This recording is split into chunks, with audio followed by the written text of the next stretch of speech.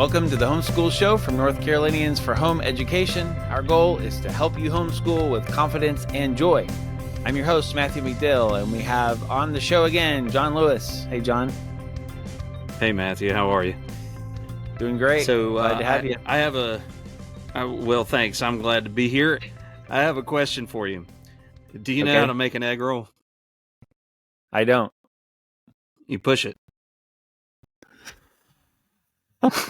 So simple.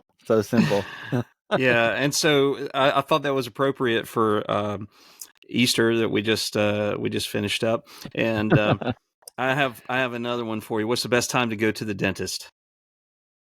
The best time? I don't know. Tell me. 2:30.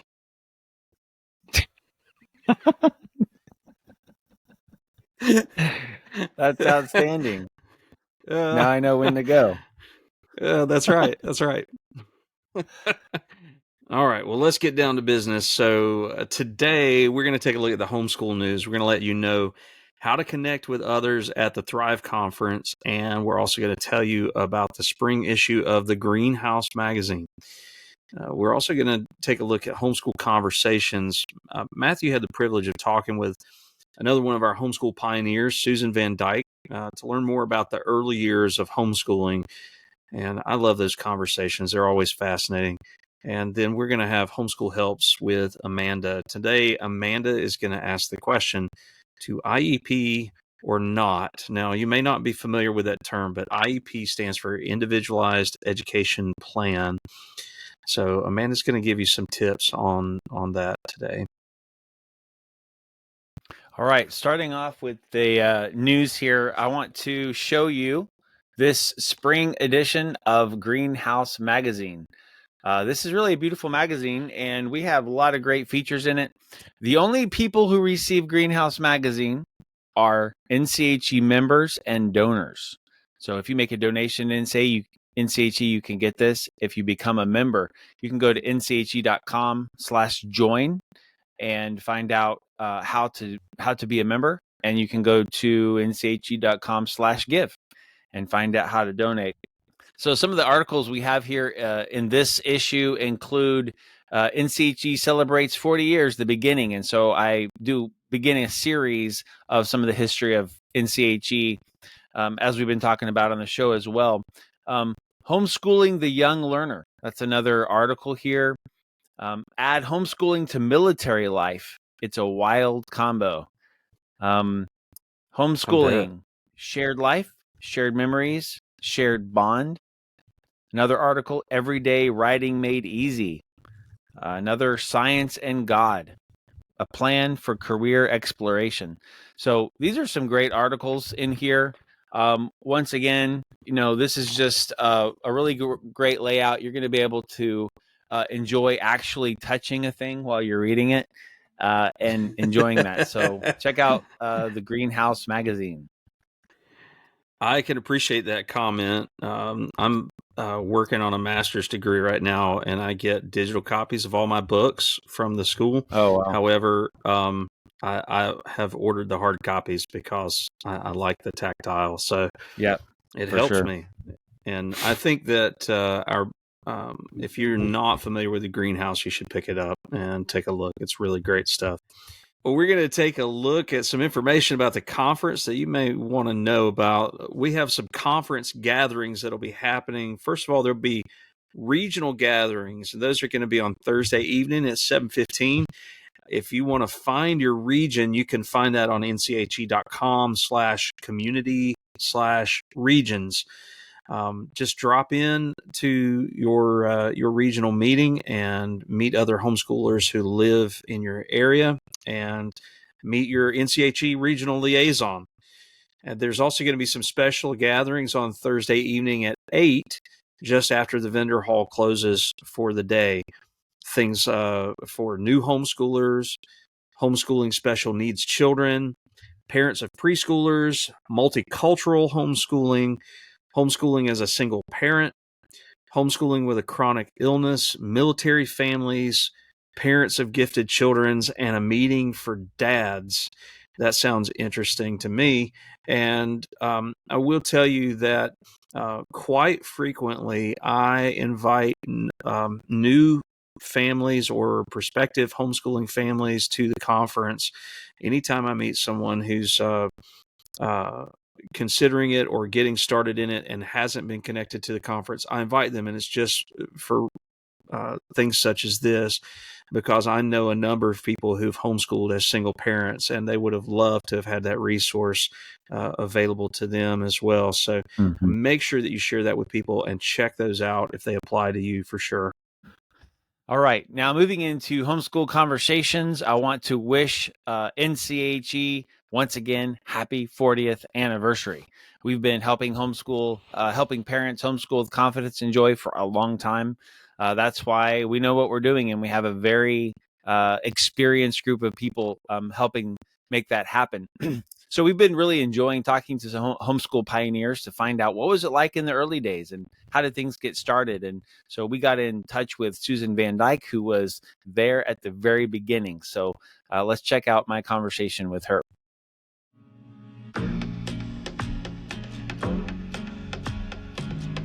Okay, Susan, thank you for taking the time to talk.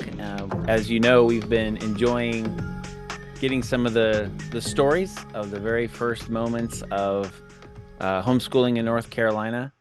And so just curious, when did you first hear about homeschooling or think about it, and why did you decide to do that? Well, it's funny. I've heard other people say they heard about it on Focus on the Family. So that was where I heard about it. I don't think I knew anything about homeschooling before that, at least not very much. And Mm-hmm. I got interested in it. And at that time, our children were in Christian school. So my oldest daughter was in public school 1 year, and we decided that wasn't for us. And so Okay. then I mean, even in kindergarten, it was clear they weren't going to talk about God at all. Even at Christmas, you couldn't even mention what Christmas was about. Oh. And she was in kindergarten, and they would do stories all through December. But of course, it was all about Santa Claus. And Mm. I said, "Can we at least do one about the real meaning of Christmas?" And they said no. So we said, "Where we're going to the Christian schools." Yeah. So from Christian school when we got interested, but when I heard Focus on the Family and heard about homeschooling, it seemed good, partly because of the flexibility, of course. I mean, we all know all the different good reasons to homeschool, but in those days, I had one daughter particularly who was having trouble with her math, and we would spend a whole lot of time at night going over math and trying, for some reason, maybe it's her learning style, she was not getting it at school. And it wasn't that she couldn't get it, she just wasn't getting it the way they were teaching it. And so Mm-hmm. we would work at night, and then I'm hearing about homeschooling, and I'm thinking, hey, we could do this during the day instead of being in school all day and then coming home and then we try to teach it. Actually, we just jumped in and started that September, which was 1984. We started. And so, did you have any trouble with that? Well, yes. There were several things, one of which were my parents. We're telling them they live here in Raleigh, or they did. And so we went over and talked to them, and they were not thrilled. My father was a Mm-hmm. college professor. My mother was a high school teacher. Back in those days, nobody was talking about homeschooling, and this sounded like a pretty crazy idea. A few days later, my mother called and said, "Look, you're going to put those children in school, and I'm not going to say another thing about it." And I was Ooh. like, woo! And she didn't ever say anything else about it. I don't know if she was really afraid we were going to get arrested. I don't know what she thought, but she didn't think it was a good idea. And so then that year, we got two separate calls from social workers saying, "We would like to help you get your children into school." And we said, they are in school, they are fine, we do not need any help.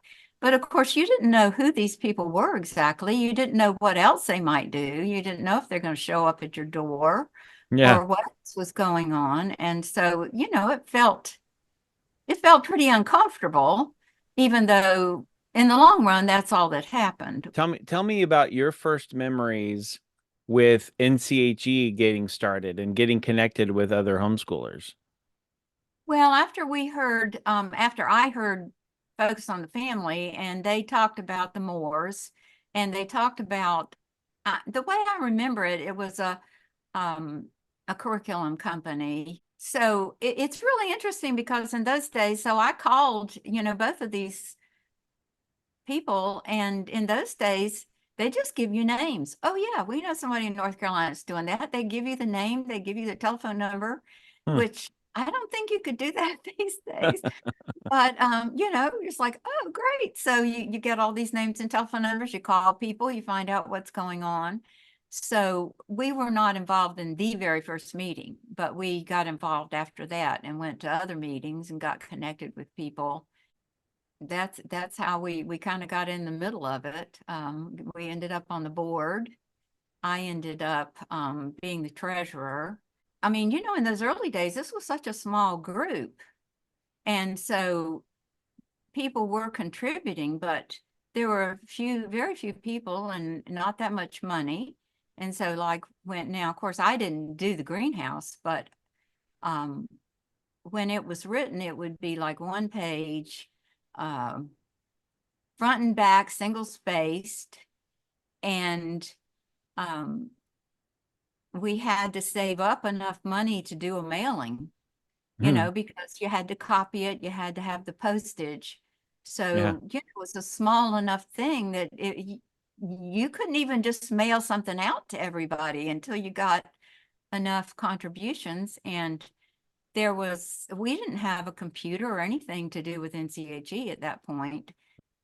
Well, I would go down to, at some point I would go to Department Non-Public Education, and their records were public, but they're not just going to give you a list of something because that's extra work for them. So I would go down there and I would, like, once a week, copy down that. I guess they just gave me the sheets, copy down all the names and Oh, addresses of no. people that had listed their schools, and so that we could, contact these people and tell them about NCHE and Huh. tell them about what's going on.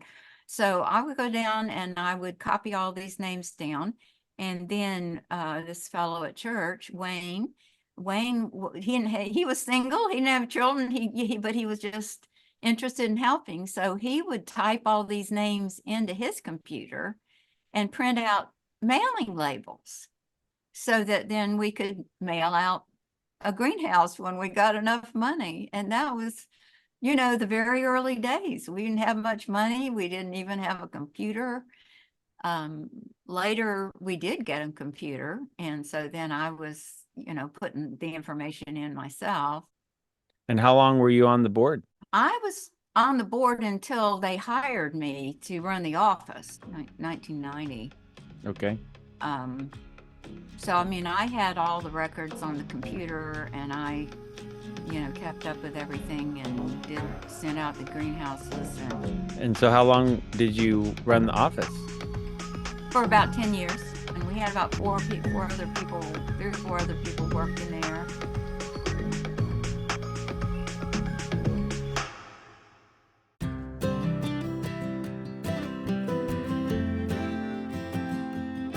Welcome to Homeschool Helps with Amanda. I'm Amanda Wares, Homeschool Helps Director with NCHE. So today we are going to talk about a question that I know is on the minds of a lot of parents with kids that are struggling learners, unique learners, special needs, whatever term you want to use. And the question is, should you as a homeschool family pursue an IEP for that student? Should you do that or not? And there's really not a cut and dried answer to that question. So the answer is it depends. One, there is a situation in which you would want to pursue the IEP, at least the determination of eligibility part of the IEP. And to do that, you do have to go through your local public school, their exceptional children's department, and go through whatever their process is to get that determination of eligibility document, which is part of the IEP, or Individualized Education Plan. And the reason why you would want to pursue that is if you then want to apply for the ESA Plus program or scholarship. And that is really one of those things, again, there's no cut and dried answer. There's no right or wrong. It is a government program that provides money for homeschool families and private school families as well that have a verified, determined special need of anything from ADHD to dyslexia to Down syndrome to physical disabilities, whatever it is, autism. And there's varying levels of money that you can get. You do have to apply and have that determination of eligibility. And then you go through a classroom wallet. It's an online thing, and you have to get your resources that you then use that money for. They have to be approved vendors within that classroom wallet. So it's a whole process. There's a lot of information out there. You can find a link to the ESA Plus program and information all about that on our helps page at nche.com/helps.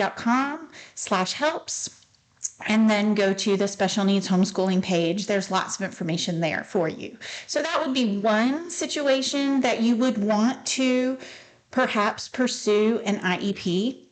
A lot of kids that are being pulled out of school to homeschool that already have some sort of special need or unique learning style, learning situation, they may already have an IEP. So the question is, if you don't want to pursue that ESA Plus money, if you don't want that, and a lot of families don't for whatever reason, should you get an IEP? And my answer to that question would be probably not, honestly, because in so many cases, the very act of homeschooling your child, your unique learner, is the individualized education plan. Homeschooling by its very nature is individualized. And as you are going through the process of choosing curriculum and figuring out what homeschooling is going to look like in your house with that student, you will, just in the process of that, you will make accommodations, you will plan individually of how best to educate that child. And at the end of the day, that is exactly what an IEP is. So, in my opinion, the only reason that you really would need an IEP as a homeschool student of a struggling learner or unique learner or special needs child would be if you desire to apply for that ESA Plus scholarship. Beyond that, I think you're good. Just keep doing what you're doing and provide that individual education for that student that is in your life. So I really hope this helps today. Well, once again, we want to thank you for joining us this week. We want to hear from you. So if you have questions or feedback for us, please send that to the Homeschool Show at nche.com. And we want you to help other people find this show as well. Subscribe, rate, leave reviews on Apple and YouTube. And if you think the show would be helpful for someone else, for friends or family, please let them know about it. If you want to learn how to subscribe or share that information with someone, you can visit nche.com/the Homeschool Show. That's right. Until next week, continue to homeschool with confidence and joy.